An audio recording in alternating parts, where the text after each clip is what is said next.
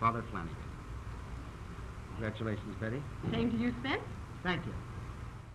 A famous leading man once drank real whiskey during 47 takes of the same scene. The crew kept offering him fake alcohol, but he refused. By the end, he had consumed enough liquor to knock out several grown men. Yet, he kept acting like nothing happened. Another star filled oranges with vodka using a syringe, then walked around peeling fruit on set. Everyone thought he was being healthy. The truth was much darker. These weren't isolated incidents. For decades, Hollywood's biggest names showed up drunk, stayed drunk, and somehow delivered legendary performances that fans still love today. Richard Burton moved through life with a kind of fire that burned bright even when it should have burned him down. People spoke about his voice, his stage power, his Shakespeare, and his stormy love with Elizabeth Taylor. Yet anyone who saw him up close knew another truth. The man drank in a way that felt unreal. In the 1960s, he slipped easily into the circle of Hollywood hellraisers and kept a routine that stunned even his friends. Burton himself admitted that during his wildest years, he could finish 3 bottles of hard liquor in a single day. Doctors begged him to slow down. One warned him that one more drink could be his last. Burton listened, nodded, and then ordered a double vodka. It showed everyone how deep his habit went. His on-set moments became legend. When he filmed The Spy Who Came In from the Cold in 1965, the crew offered him tea or colored water to stand in for whiskey. He refused. He said realism mattered, so he poured real scotch into the glass and promised he would not need many takes. The scene took 47 tries. Each time he lifted the glass, he drank. By the end, he had taken in enough whiskey to knock out several grown men. Yet he stayed upright and kept acting until the director finally said they had it. People watching could not believe he was still moving, let alone delivering lines with that steady voice. The madness followed him everywhere. In 1964, while shooting The Night of the Iguana in Mexico, Burton and Liz Taylor created their own little paradise filled with sun, heat, and endless tequila. They often finished at least 1 bottle in a day. One afternoon, Burton drank 21 shots in a row, felt unstoppable, and walked straight into the ocean with the idea that he might wrestle a shark. It sounded like a joke, but he was serious. The crew rushed after him. Somehow, he lived through the attempt, which felt like a miracle considering he had nearly half a gallon of liquor in his body. Even calmer sets could not slow him down. While working on the VIPs in 1963, he reportedly drank half a gallon of cognac in one day. That is around 1.9 liters, close to 76 units of alcohol, while modern experts recommend no more than 14 per week. Yet Burton kept stepping in front of the camera, looking controlled and giving performances that felt effortless. It made people wonder what kind of engine he carried inside him and how long it could run. The truth is, he grew up around alcohol. His father drank heavily, and Burton followed the same path. By the early 1980s, his body started to show the damage. In 1981, surgeons discovered that years of drinking had caused crystallized alcohol to coat parts of his spine. It sounded impossible until the doctors explained it. Alcohol deposits had hardened around his spinal tissues. It was a visible mark of decades spent drowning pain in liquor. Burton died in 1984 at age 58. After a cerebral hemorrhage, and alcohol stood quietly behind that final moment like a shadow he could never outrun. W.C. Fields, the round-faced comic genius, turned drunkenness into an art form both on-screen and off. He never hid his fondness for liquor, and people in the studio got used to seeing him with a drink in hand. Those who worked with him estimated he could go through 2 quarts of liquor a day. That is half a gallon of 100 proof alcohol, enough to poison most men. Fields seemed to thrive on it. He drank heavily through the 1930s and 1940s, and even joked that it made him sharper. A confused colleague once said he keeps drinking, and somehow he keeps being funny. Fields had a routine that sounded almost unreal. By the 1940s, he he was drinking 2 quarts of 6-to-1 martinis every day, which meant mostly gin with a breath of vermouth. He started his mornings with a tall glass of bourbon, followed it with 9 more through the day, and then ended his nights with several martinis. 10 glasses of straight bourbon plus 6 martinis would flatten most people, but Fields acted as if it were simply how life worked. His on-screen persona blended perfectly with the real man. Audiences saw a lovable drunk. They thought he was acting. In truth, he was drawing from the life he lived every single day. Hollywood tried to slow him down, especially when directors complained about his habits on set. Fields found ways around every rule. When studios banned him from bringing a flask on camera, he just filled a thermos with gin and labeled it pineapple juice or orange juice. When a director scolded him for sipping during a scene, he calmly said it was lemonade. The crew knew better. In his final years, the drinking became impossible to hide. During Tales of Manhattan in 1942, he shook so much and slurred so badly that his footage could not be used. The scene was cut, and people knew the end was getting close. Sometimes his behavior crossed lines no one expected. While filming The Old-Fashioned Way in 1934, he worked with baby Leroy, a toddler actor he openly disliked. One day, he spiked the child's milk bottle with whiskey. The 2-year-old became woozy, and production shut down. Crew members were horrified. Fields, however, laughed. Moments like that cemented his reputation as Hollywood's mean old drunk, a role he never tried to escape. Even with his crumbling health, he kept a library of sharp one-liners about alcohol. He said he never drank anything stronger than gin before breakfast. He joked that he avoided water because fish lived in it and did things best not mentioned. He once claimed he had lived on olives and alcohol for 46 years and estimated he had spent at least $200,000 on whiskey over his lifetime. But the end came all the same. Years of constant drinking tore apart his kidneys and left him struggling with delirium tremens. He checked into sanitariums and tried to dry out, but always slipped back. On Christmas Day in 1946, he died at age 66 from a massive gastric hemorrhage. Many believed his last request was one more drink. John Barrymore people called him the Great Profile because in the 1920s and 30s, he was one of the most admired actors alive. Yet behind all that glory sat a boy who had been drinking since about age 15. He admitted it later with a tired sort of honesty, saying he had been more or less a chronic drunkard from that age onward. His father, Maurice Barrymore,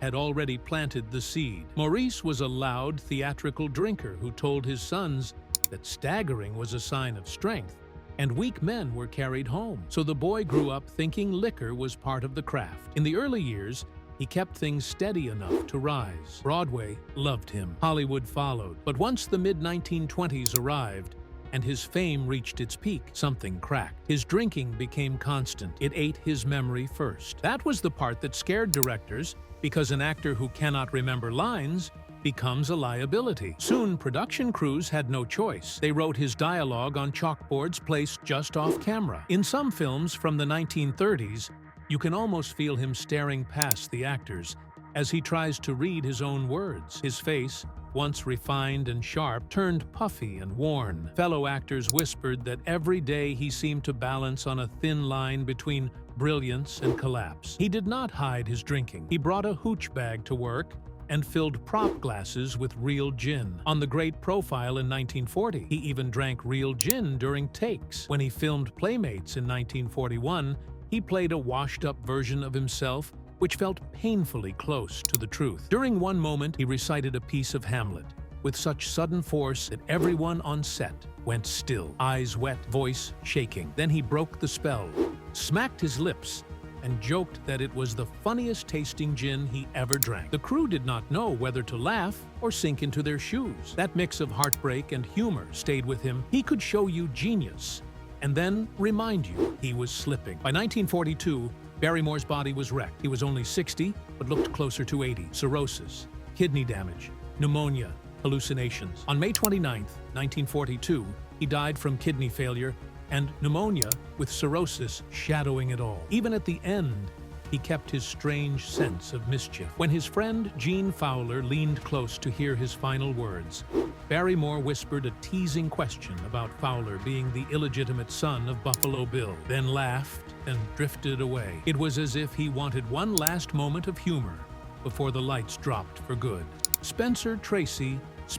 Tracy lived a different version of the same torment. He was a two-time Academy Award winner and widely admired for the effortless truth in his acting. Yet he carried a private battle with alcohol that became impossible to hide as the years passed. He grew up in Milwaukee in an Irish Catholic family, and drinking became part of his life early. In the 1930s, he could still control it enough to work. By the 1940s, MGM had learned to expect his disappearing acts. Tracy would vanish on 10-day binges that left entire productions frozen. Those shutdowns cost studios hundreds of thousands of dollars. One biographer said that these 10-day benders happened enough that MGM quietly baked the losses into his contracts. During these episodes, Tracy sometimes locked himself in a hotel suite or sat in a bathtub for days. There is a haunting story of him filling the tub with warm water at the Beverly Hills Hotel, stripping down and staying there with bottles of whiskey for a full week. No breaks. By the end of these sprees, he shook with delirium tremens. Friends found him remorseful and sick, repeating that he was beating himself up as if he knew exactly what he was doing to his body, but could not stop. He tried to stay sober while filming. Some days he managed. Many he did not. There is a moment from the 1950s that shows how deeply the cravings ran. Director John Sturges met Tracy for lunch to discuss Bad Day at Black Rock. Everyone ordered martinis except Tracy, who took coffee. Years later, Sturges asked when the desire finally faded. Tracy told him that at that lunch, he had been sober for 5 years, yet he wanted that martini as much as the day he quit. One drink could break everything. It happened in 1945 after months of sobriety. He convinced himself he could handle one glass. It sparked a relapse so violent that doctors admitted him to Johns Hopkins. Records show that from about 1932 onward, he had a pattern. After finishing a film, he would celebrate by drinking for a week or 10 days. These blowouts came about every 8 months. He would then return to sobriety, sometimes for years, only to fall again. His addiction pulled at everyone around him. His marriage suffered, though he and Louise Tracy stayed officially together. Friends and co-workers knew he could turn mean when drunk. There were bar fights and ugly outbursts. Katharine Hepburn, who loved him for 25 years, endured much of it. She sat by him through detox shakes and sickness. She even held his head once as he vomited in a cold bathtub. She admitted he hit her during drunken spells. It is not often discussed, but biographers have recorded it, and Hepburn herself said he was a tortured man whose demons were larger than he was. On set, people respected him until the alcohol stepped in. During Father of the Bride, he arrived late after a night of drinking. In Plymouth Adventure, he supposedly punched Van Johnson in a haze. His worst collapse came during Stanley and Livingston in 1939, when he disappeared mid-production. The studio had to replace him. MGM boss Louis B. Mayer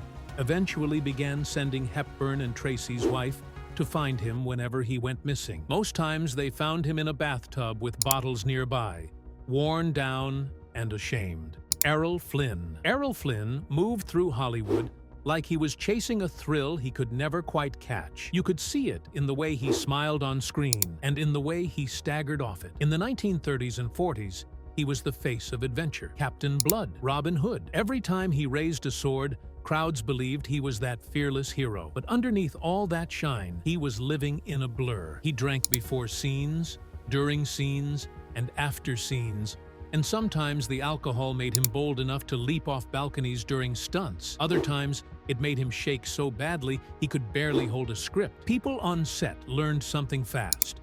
If Errol was not drunk, he was in withdrawal, and neither state made things easier. As the 1940s closed, his body began fighting back. During the adventures of Don Juan in 1948, he collapsed from heart problems made worse by a long binge. Production stopped while he tried to pull himself together. 2 years later on Montana, in 1950, director Ray Enright complained he could hardly speak his lines. Warner Brothers talked about firing him more times than anyone could count, but each time they stepped back, because audiences still loved him. When studios banned alcohol from sets, Errol treated that rule like another stunt. He took oranges and used a syringe to fill them with vodka. Then he walked around peeling fruit, looking like the picture of health, while everyone wondered why the sweet smell felt a little too strong. If you saw Flynn eating an orange in the middle of a sword fight movie, chances are it was filled with 80 proof. His friends joked about him because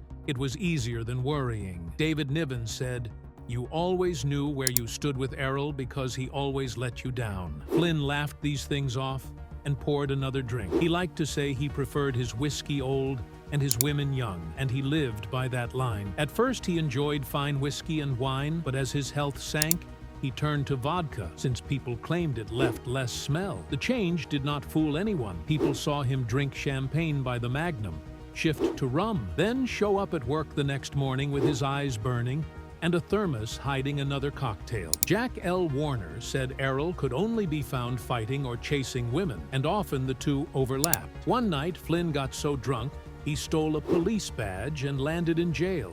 Another night, he picked a bar fight, was knocked out cold, woke up confused, and kept drinking as if nothing happened. Time hit him fast. By the 1950s, people said he looked 45 going on 70. In 1959, at only 50, he collapsed in Vancouver and died of a massive heart attack. The coroner said his heart and liver looked like those of a 75-year-old alcoholic. Friends were shocked he had survived as long as he had. At his burial, they placed 6 bottles of his favorite whiskey beside him. Some said it was fitting, since whiskey had been his most loyal companion. Peter O'Toole. Peter O'Toole walked a similar line, but with a different kind of fire. He had a talent that stunned directors, and a thirst that stunned everyone else. Lawrence of Arabia made him a legend in 1962, yet behind the scenes, he was downing drinks in deserts where alcohol was banned. He and Omar Sharif smuggled bottles in their luggage. When filming paused,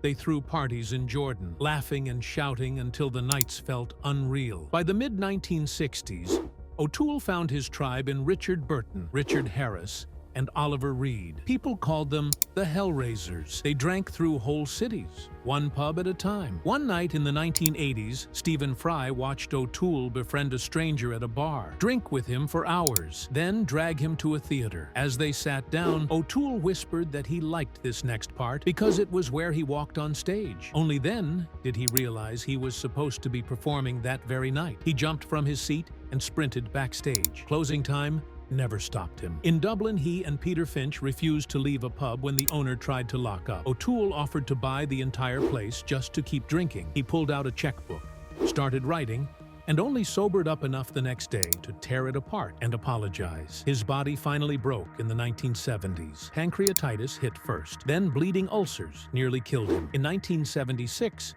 doctors removed most of his stomach and his entire pancreas to save him. The surgery changed everything. Without a pancreas, he became diabetic and had to slow down. He still joked about it. He said he gave up drinking once, and it was the worst afternoon of his life. Even then, he tried slipping back into old habits. Once in the 1980s, he arrived drunk to a gala and rambled through a speech that left the room uneasy. Yet he lived to 81. That alone made him different from Burton, Harris, or Reed. Forced sobriety gave him time that his friends never got. Still, his past held enough chaos to fill several lives. He drank through Beckett in 1964 with Burton, terrorizing Italian streets in medieval costumes. He fell off a camel during Lawrence of Arabia because he had been drinking the night before. He flipped a car in the desert, but survived because his relaxed, drunken body did not tense up at the crash. Omar Sharif just shook his head and said that was Peter,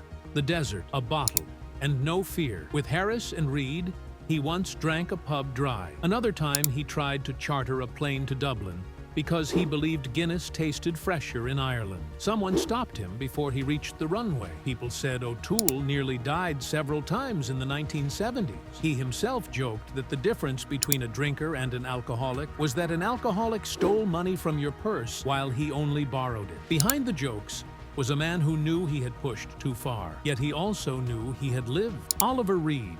He looked like he belonged in a brawl even when he was smiling. His drinking tales stretched from the 1960s to the 1990s. and became part of pub legend. He claimed he once drank more than 100 pints of beer in 24 hours. Some called it a myth. Others swore they saw him empty glass after glass. Even if the number changed, depending on who told it, nearly everyone agreed he could down 30 pints in one evening and still stay on his feet. He treated pubs like stages. Sometimes he flashed crude tattoos in the middle of crowded bars just for shock. He named those tattoos things that made people blush. Patrons never forgot these moments, even if they wished they could. Reed laughed at their reactions like a child who had just pulled off a prank. He fought often. Drinks turned him from playful to dangerous. He challenged strangers to arm wrestling matches. Sometimes he threw punches. His face carried scars from broken glasses and bar fights. He treated those marks like proof that he lived exactly the way he wanted. While filming The Three Musketeers in 1973, Reed began drinking at breakfast. During breaks, he drank more ale. After lunch, he passed out on set and had to be revived with cold water before shooting continued. Directors learned to film his scenes early, before the day drowned him again. His final day came in 1999 in Valletta, Malta. He was shooting Gladiator, and on a break, he walked into a pub called the Seahorse. Inside were young sailors from the British Royal Navy. Reed challenged them to drink with him. He was 61. They were half his age. Witnesses said he drank 8 pints of lager, a dozen rum shots, half a bottle of whiskey, and a few doubles of cognac. He arm-wrestled the sailors and even won a few rounds, but his body could not keep up. He collapsed suddenly. A massive heart attack. He died on the way to the hospital. Richard Harris. Richard Harris moved through life with a wild kind of energy that felt impossible to control. It started in the 1960s and stretched deep into the 1970s. And by then, people in London, New York, and Ireland all seemed to have their own story about his nights out. He drank with the same force he acted, and sometimes it felt like the drinking took over completely. He once said he loved the days when he would go out for a beer in London and wake up in another country. It sounded like a joke at first, but later you learned it happened more than once. He would start with 1 pint, drift into a whirlwind, black out, and come to in a jail cell somewhere far from where his night began. He even said that waking up behind bars after these accidental journeys became almost expected. And that gives you an idea of how far he pushed things. When he got drunk, something in him snapped loose. He would wander into traffic and punch cars with his bare fists, as if he could fight anything in his path. People saw him stagger into the street and slam his hands on hoods and windshields, shouting at the drivers until someone pulled him away. It happened more than once, and people joked that it was a miracle he was never flattened. Even the way he drank had a rhythm to it. In London, he lived for a while at the Savoy Hotel, and he became such a fixture at the bar that staff sent a bellboy to fetch him every day the moment the place opened. His favorite pubs knew him well. Some of them feared him too. At rugby matches in Ireland, he drank until the stadium felt like a stage. One night, he got so drunk he ran onto the field and tackled a player just because it felt like something he should do. In New York, he planted himself at Malachi's on the Upper East Side until the bar stool felt like home. He would fight, drink, settle down, then repeat it all again. At PJ Clark's, the bartender poured his usual the moment he walked in. No order needed. Somehow, these pubs always welcomed him back. They could not resist him, even when he caused trouble. His wildness followed him everywhere. During the shooting of Major Dundee in 1965, he challenged Charlton Heston to an arm wrestling match after too many drinks. The match almost turned into a duel with sabers because Harris, fueled by whiskey, was ready to fight for real. Heston backed down before things went too far. On Camelot in 1967, director Joshua Logan had to stop production for a full week because Harris came to set so hungover he could not remember his lines or follow the music. Everyone knew his capacity for drink was huge. People saw him start with beer in the late morning, move to whiskey in the afternoon, then sip Irish coffees deep into the night. He could stand after enough alcohol to drop a stronger man. One story even claims he and Peter O'Toole tried to drink a famous Irish pub dry. The experiment ended only when the owner closed early before the kegs ran out. Everything started to change in the late 1970s. A doctor finally warned him that he was pushing his body toward death. Harris took it seriously for once. He locked himself in a hotel room for 2 weeks and forced himself through withdrawal. He had seizures, hallucinations, shaking hands, and terror running through him from morning to night. When he came out, he was thinner, drained, and sober. He stayed mostly that way for years and built a new career, working in films like The Field, and later stepping into the role of Dumbledore. Still, he never left Guinness behind completely. In the 1990s, people sometimes spotted him at a pub with a pint in hand. He told reporters he had stopped the hard stuff and was keeping only the black stuff. Buster Keaton. Buster Keaton lived a quieter life on the surface, yet his fall into alcohol hit just as hard. People remembered him as the Great Stone Face, the silent genius who could balance on the edge of a moving train or fall from a building without blinking. But when the silent era died, something inside him cracked. MGM signed him around 1928, and Keaton felt his creative control slip away. He said later that this was when he started to drink and when everything went wrong. At first, he tried to stay steady. It did not last long. Within months, he was drinking so heavily that his timing failed him on set and his energy dropped. In films like What No Beer in 1933, you can see the change in his eyes. They look tired, glassy, and sad. His body moves slower. His face, usually full of dry wit, seems heavy and lost. Historians said he looked worn out in every scene. His binges became infamous. During the filming of Spite Marriage in 1929, he disappeared. The studio panicked, and when they finally found him, he was in Mexico. He had been drinking non-stop for 2 days. During that blackout, he married his nurse, May Scriven, even though he was still legally married to his first wife. When he sobered up, he had no memory of the ceremony. The marriage was annulled soon after, and his first wife filed for divorce. Newspapers had a feast with the story. They printed headlines that made the whole thing sound like a slapstick routine turned upside down. But the truth was darker. He had spiraled so far, he woke up with a wife he did not recognize. Between 1932 and 1934, things got even harder. He faced divorce, the deaths of close friends, and money troubles. His drinking intensified. Doctors noticed something unusual. Just 2 or 3 drinks could make him black out. Keaton did not build tolerance the way others did. Instead, he crashed fast, which made him unpredictable and dangerous to himself. MGM eventually realized they could not work with him anymore. A couple of drinks at lunch could ruin an entire afternoon of shooting. Sometimes, he did not show up at all. And after he refused an assignment in 1933, the studio fired him. One report said simply that liquor was to blame. He went from being one of Hollywood's brightest stars to someone studios avoided. There were moments that showed the strange mix of comedy and tragedy in his decline. Once, during a bender, he vanished again, and a friend found him by a railroad track. He was doing pratfalls for a group of hobos around a campfire, flipping over crates, tumbling through the dust, and keeping them laughing long past midnight. Even drunk, his instincts made him perform, because he did not know any other way to live. When he tried to quit drinking, he decided to do it alone. He locked himself inside a small house and faced withdrawal without help. He spent hours gripping a chair to keep from collapsing. He bit his tongue until it bled. He saw things that were not there, shook uncontrollably, and fought waves of fear that made him think he would die. His wife Eleanor and his doctors later confirmed how terrible this period was. After days of this torture, he walked out exhausted and broken. Later, he told someone that he slipped, that he started to drink, and that this was when he lost everything. And when he said it, you could hear a kind of acceptance in his voice. He knew what had happened to him, and he carried that knowledge quietly.